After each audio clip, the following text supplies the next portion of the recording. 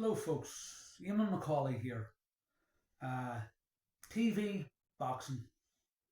In the 1970s, BBC One would have shown extended highlights of the Ulster Senior Finals later that night.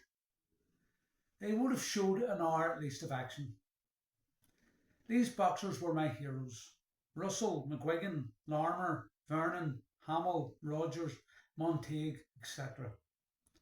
RTE would have shown extended highlights of the Irish Senior Finals, with Eamon Andrews' brother doing the commentary.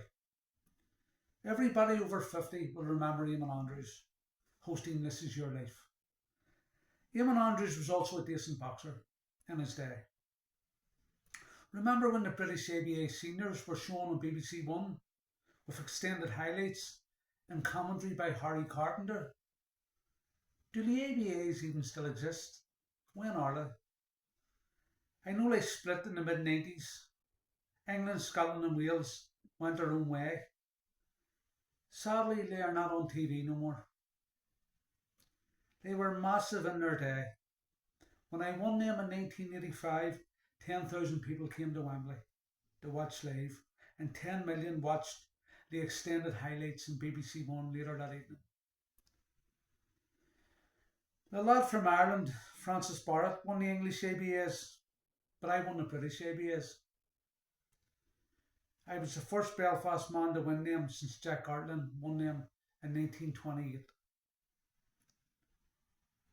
The McGill brothers from Larne won the ABAs before me, but Larne's not Belfast. The McGill brothers were RUC men, and there is a book out on them. I've read it. I must do a story on them. Remember when American boxers were on UTV? World of Sport, wasn't it? And Midweek Sports Special. They would show delayed highlights. I remember watching the WBA heavyweight title fight between Mike Weaver and Jerry Coetzee live from South Africa. It was on a Saturday, during the day too. The BBC would show British and European fights. They would be shown a day or two after they happened. But no mobile phones then, so you couldn't message Google or WhatsApp to get the result. And CFAX teletext only came out in the 1880s. So even though the TV highlights weren't live, chances are that you didn't know the result. So it was just like watching it live. In the mid-1980s, Closed Circuit came out and you could go to the cinema to watch the big fights. I remember in 1984 going to the Hearns Duran fight.